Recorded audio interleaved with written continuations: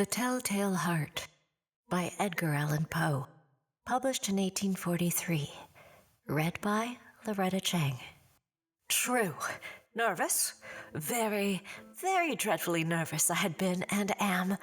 But why will you say that I am mad? The disease had sharpened my senses, not destroyed, not dulled them. Above all was the sense of hearing acute. I heard all things in heaven and in the earth. I heard many things in hell. How then am I mad? Hearken, and observe how healthily, how calmly I can tell you the whole story. It is impossible to say how first the idea entered my brain, but once conceived, it haunted me day and night. Object there was none. Passion there was none. I loved the old man. He had never wronged me. He had never given me insult. For his gold I had no desire. I think it was his eye. Yes, it was this. He had the eye of a vulture, a pale blue eye with a film over it. Whenever it fell upon me, my blood ran cold. And so, by degrees, very gradually, I made up my mind to take the life of the old man, and thus rid myself of the eye forever. Now this is the point. You fancy me mad. Madmen know nothing, but you should have seen me. You should have seen how wisely I proceeded, with what caution, with what foresight, with what dissimulation I went to work. I was never kinder to the old man than during the whole week before I killed him. And every night, about midnight, I turned the latch of his door and opened it, oh so gently. And then, when I had made an opening sufficient for my head, I put in a dark lantern, all closed so that no light shone out, and then I thrust in my head. You would have laughed to see how cunningly I thrust it in. I moved it slowly, very, very slowly, so that I might not disturb the old man's sleep. It took me an hour to place my whole head within the opening so far that I could see him as he lay upon his bed. Would a madman have been so wise as this? And then, when my head was well in the room, I undid the lantern cautiously, oh, so cautiously. Cautiously, for the hinges creaked. I undid it just so much that a single thin ray fell upon the vulture eye. And this I did for 7 long nights, every night just at midnight. But I found the eye always closed, and so it was impossible to do the work, for it was not the old man who vexed me, but his evil eye. And every morning, when the day broke, I went boldly into the chamber and spoke courageously to him, calling him by name in a hearty tone and inquiring how he has passed the night. So, you see, he would have been a very profound old man indeed, to suspect that every night, just at 12, I looked in upon him while he slept. Upon the 8th night, I was more than usually cautious in opening the door. A watch's minute hand moves more quickly than did mine. Never before that night had I felt the extent of my own powers, of my sagacity. I could scarcely contain my feelings of triumph to think that there I was, opening the door little by little, and he not even to dream of my secret deeds or thoughts. I fairly chuckled at the idea, and perhaps he heard me, for he moved on the bed suddenly, as if startled. Now, you may think that I drew back, but no. His room was as black as pitch with the thick darkness, for the shutters were close fastened through fear of robbers, and so I knew that he could not see the opening of the door, and I kept pushing it on steadily. I had my head in and was about to open the lantern when my thumb slipped upon the tin fastening, and the old man sprang up in bed, crying out, "Who's there?" I kept quite still and said nothing. For a whole hour, I did not move a muscle, and in the meantime, I did not hear him lie down. He was still sitting up in the bed listening, just as I have done night after night, hearkening to the death watches in the wall. Presently, I heard a slight groan, and I knew it was the groan of mortal terror. It was not a groan of pain or of grief. Oh no, it was the low, stifled sound that arises from the bottom of the soul when overcharged with awe. I knew the sound well. Many a night, just at midnight, when all the world slept, it has welled up from my own bosom, deepening with its dreadful echo the terrors that distracted me. I say I knew it well. I knew what the old man felt and pitied him, although I chuckled at heart. I knew that he had been lying awake ever since the first slight noise, when he had turned in the bed. His fears had been ever since growing upon him. He had been trying to fancy them causeless, but could not. He had been saying to himself, "It is nothing but the wind in the chimney. It is only a mouse crossing the floor." Or, "It is merely a cricket which has made a single chirp." Yes, he had been trying to comfort himself with these suppositions, but he had found all in vain. All in vain, because death, in approaching him, had stalked with his black shadow before him and enveloped the victim. And it was the mournful influence of the unperceived shadow that caused him to feel, although he neither saw nor heard, to feel the presence of my head within the room. When I had waited a long time, very patiently, without hearing him lie down, I resolved to open a very, very little crevice in the lantern. So I opened it. You cannot imagine how stealthily, until at length a single dim ray, like the thread of the spider, shot from out the crevice and fell full upon the Vulture Eye. It was open, wide open, and I grew furious as I gazed upon it. I saw it with perfect distinctness, all a dull blue, with a hideous veil over it that chilled the very marrow in my bones.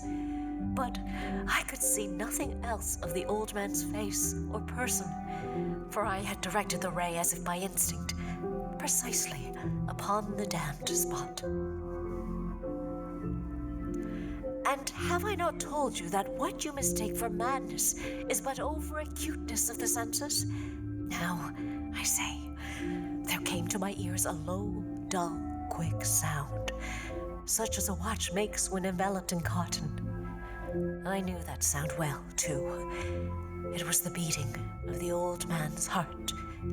It increased my fury, as the beating of a drum stimulates the soldier into courage. But even yet, I refrained and kept still. I scarcely breathed. I held the lantern motionless. I tried how steadily I could maintain the ray upon the eye. Meanwhile, the hellish tattoo of the heart increased. It grew quicker and quicker, and louder every instant. The old man's terror must have been extreme. It grew louder, I say, louder every moment. Do you mark me well? I have told you that I am nervous, so I am. And now at the dead hour of the night, amid the dreadful silence of that old house, So strange a noise as this excited me to uncontrollable terror.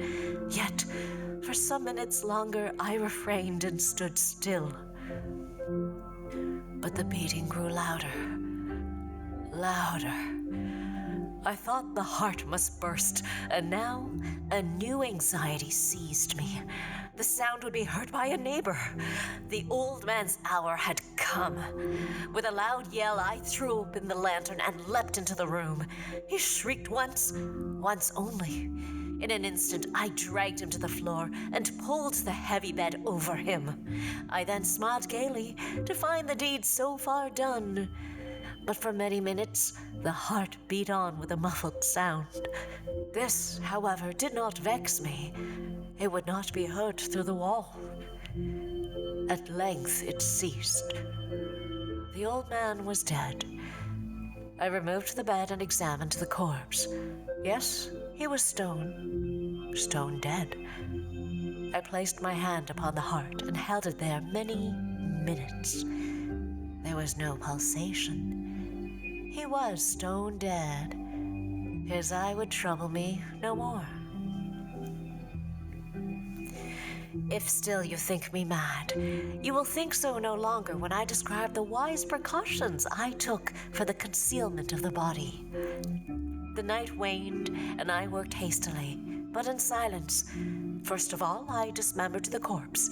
I cut off the head and the arms and the legs. I then took up 3 planks from the flooring of the chamber and deposited all between the scantlings. I then replaced the boards so cleverly, so cunningly, that no human eye, not even his, could have detected anything wrong. There was nothing to wash out, no stain of any kind, no blood spot whatever. I had been too wary for that. A tub had caught all.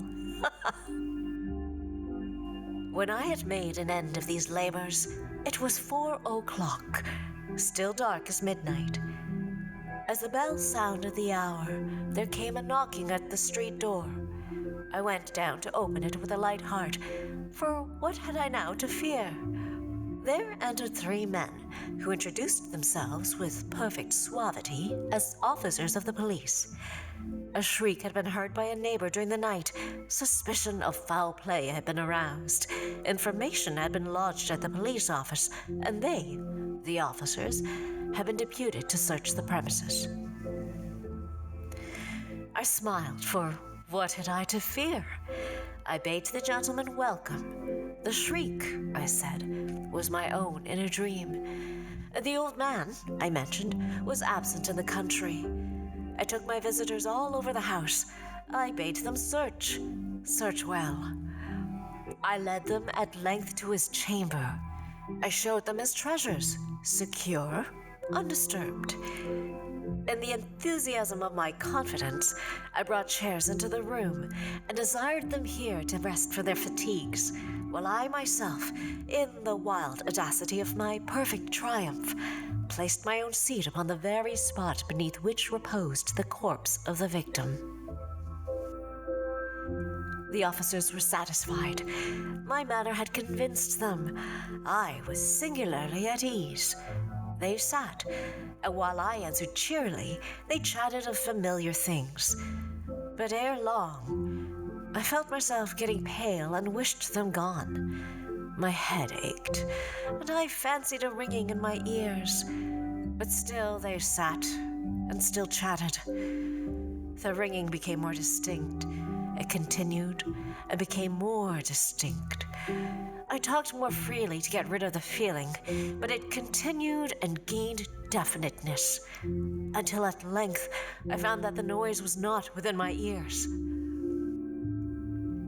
No doubt, I now grew very pale, but I talked more fluently and with a heightened voice. Yet the sound increased, and what could I do? It was a low, dull, quick sound, much such a sound as a watch makes when enveloped in cotton. I gasped for breath, and yet the officers heard it not. I talked more quickly, more vehemently, but the noise steadily increased. I arose and argued about trifles in a high key and with violent gesticulations, but the noise steadily increased. Why would they not be gone?